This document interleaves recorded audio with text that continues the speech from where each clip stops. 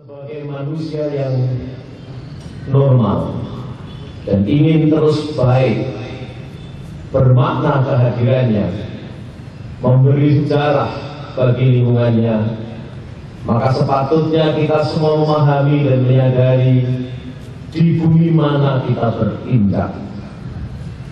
Kita semua sekarang menginjakkan kaki di bumi Jawa Timur. Kita semua menginjakkan kaki di bumi Bojonegoro. Bahwa Jawa Timur dan Bojonegoro adalah bagian dari Indonesia. Tentu ketika bapak-bapak kita menginginkan ada provinsi Jawa Timur, bukan tanpa maksud. Begitu juga ketika Bojonegoro berubah dari adipaten menjadi kabupaten pada tahun 1667, yang waktu itu namanya masih Rajapesi, lalu berubah nama dari Rajapesi menjadi Bojonegoro pada tahun 1828, bukan tanpa maksud. Begitu juga ketika dicanangkan Sesanti Jawa Timur, Jer Basuki Mawobeyo dan Jer Karto Raharjo Mawokarjo, bukan tanpa maksud. Karena itu kalau kita ingin menjadi bagian penting dari sejarah Jawa Timur dan sejarah Bojonegoro, mari kita tangkap semangat mimpi, mari kita warisi tekad mereka, dan mari kita warisi pengorbanan mereka, dan mari kita warisi seluruh usaha-usaha yang baik yang harus kita teruskan. Hadirin yang saya cintai dan saya banggakan, kita tahu bahwa Jawa Timur sekarang mencatatkan sebagai provinsi yang pertumbuhan ekonominya tertinggi di Indonesia. Kita tahu bahwa Jawa Timur sekarang ini mencatatkan menjadi provinsi yang sangat stabil secara politik. Walaupun jumlah penduduknya sangat besar, namun dinamikanya sangat bagus, dan Jawa Timur mencatatkan kultur di mana orangnya suka berterus terang dan menghargai mereka yang berprestasi. Ini adalah social capital yang bagus. Kita juga tahu rakyat Bojonegoro adalah rakyat yang tangguh, rakyat yang berani kekeringan, rakyat yang berani ketika menghadapi banjir, dan rakyat yang bahkan kelaparan pun masih bisa bertahan. Namun harus kita catat, khusus untuk Bojonegoro tempat sekarang kita semua berpijak, bahwa Bojonegoro ini dibangun dengan sebuah cita-cita dan tekad. Tekad pertama adalah kemandirian. Tentu tidak ada kadipaten atau kabupaten Rajapesi kalau para pendahulu kita tidak menginginkan ada sebuah wilayah yang entitas di mana rakyatnya mandiri mencukupi kebutuhan sendiri. Tentu Bupati Joyonegoro tidak perlu mengusulkan kepada Belanda mengubah nama Rajapesi menjadi Bojonegoro kalau tidak ada cita-cita ingin bahwa siapapun yang hidup di tanah ini dia sejahtera, ingin siapapun rakyat yang hidup di tanah ini mampu mencukupi kebutuhan sendiri. Bahkan nama Bojonegoro juga mengisyaratkan bahwa rakyat yang hidup di daerah dan tanah ini ingin menyumbangkan kepada bangsanya sesuatu, ingin menyumbangkan kepada provinsinya sesuatu. Sejarah Bojonegoro menunjukkan bahwa telah lama rakyat ini mengalami kemiskinan, dan telah lama sesungguhnya rakyat ini di sini tidak menikmati pendidikan yang baik. Karena itulah kemudian begitu ada kemerdekaan, seluruh usaha dilakukan untuk membuat rakyat Bojonegoro sejahtera dan memajukan tingkat kecerdasannya.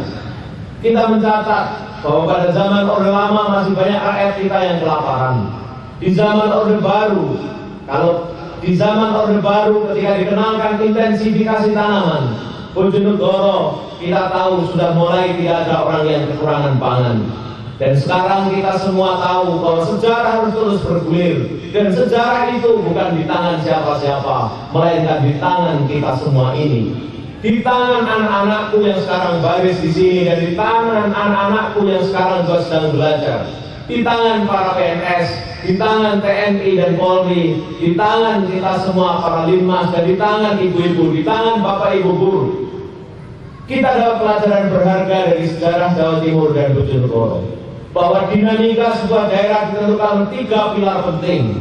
Yang pertama adalah rakyatnya yang terus produktif. Rakyat itu berarti adalah petani yang produktif. Rakyat itu adalah generasi muda yang terus produktif. Rakyat itu adalah para pegawai. Rakyat itu adalah para pedagang.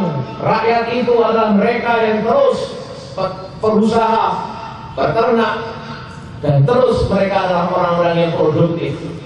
Yang kedua, kita tahu bahwa pilar pembangunan sebuah daerah termasuk Bojonegoro ini adalah kalau para ilmuwan, orang-orang yang pandai, para ulama, cendekiawannya, semua terus memikirkan masa depan, mencerahkan rakyat, dan terus memberdayakan rakyatnya.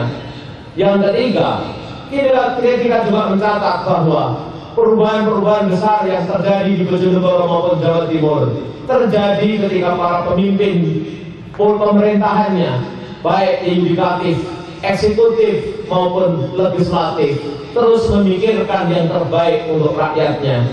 Kita mencatat khusus Bojonegoro bahwa kebijakan Belanda waktu itu membangun waduk Patal, mengubah rakyat Bojonegoro. Kalau timur dulu adalah kantong kemiskinan, kemudian berubah sekarang jadi orang yang kelaparan menjadi orang yang cukup. Lalu kita tahu juga bahwa sistem intensifikasi padi yang ditanamkan, yang dicanangkan Orde Baru, melahirkan produktivitas pangan yang luar biasa. Lalu sekarang kita tahu di Orde Reformasi sedang berjuang keras.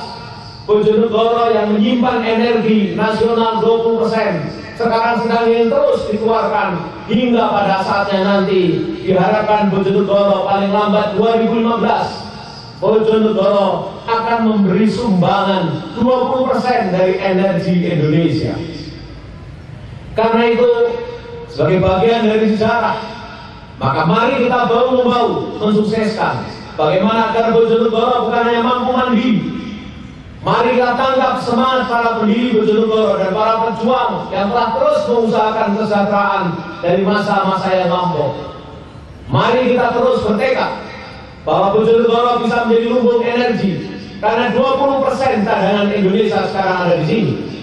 Bahwa Bojonegoro bukan hanya menyumbangkan energi yang anugerah ilahi, tapi lewat karya, lewat tangan, lewat pikiran seluruh rakyat, lewat karya, pikiran dan seluruh pemimpinnya, juga lewat karya, pikiran dan tangan seluruh para ulama dan cendekiawannya, Bojonegoro mampu sesungguhnya menyumbangkan pangan buat Indonesia. Kita semua harus prihatin bahwa Indonesia yang besar ini sekarang masih harus impor 800.000 barrel per hari. Kita harus prihatin bahwa daging masih impor. Kita harus prihatin bahwa beras masih impor 2,6 juta ton. Kita harus prihatin kedelai yang kita makan, tempenya juga masih impor. Kita juga harus prihatin bahwa roti yang kita makan, gandumnya pun masih impor. Dan mari sekarang kita semua mengumandangkan sebuah deklarasi di hati kita semua bahwa pada saatnya Bojonegoro bukan hanya akan mencukupi kebutuhan rakyatnya, tapi kita bisa memberikan kontribusi buat Indonesia ini. Itu semua apakah mungkin? Mungkin kalau 3 pilar tadi bersatu, 3 pilar itu bersinergi. Dari pemerintahan di pusat, kemudian di provinsi mendukung, lalu kita sekarang yang di kabupaten, sampai tingkat kecamatan dan desa, RT, RW, semua bersatu padu mewujudkannya. Insya Allah, apa yang menjadi cita-cita kita semua diridhoi dan dikabulkan oleh Allah Subhanahu wa Ta'ala. Dalam kesempatan yang baik ini pula, saya ingin mengucapkan terima kasih kepada para juara, kepada mereka yang terus berdedikasi untuk Kabupaten Bojonegoro. Tadi malam kita semua juga dikejutkan oleh berita sahabat dan saudara kita, Bapak Dr. Haji Muhammad Tolkah, dipanggil oleh Allah lebih dahulu menghadap kepada Allah. Kemarin saya sempat berbincang sesaat dengan beliau di rumahnya, dan tadi malam sesaat setelah berbek kita mendapatkan berita beliau dipanggil oleh Allah. Kita tentu berdoa bukan hanya Pak Tolkah, tapi semua orang yang telah berjasa membangun Bojonegoro, mencerdaskan orang-orang Bojonegoro, membangun lingkungan Bojonegoro menjadi lebih baik, membangun pemerintahan supaya lebih kredibel dan lebih cakap. membangun sosial capital masyarakat yang terus berkualitas. Kita berdoa mudah-mudahan mereka ditempatkan di sisi Allah di tempat yang terpuji dan diampuni seluruh khilafnya.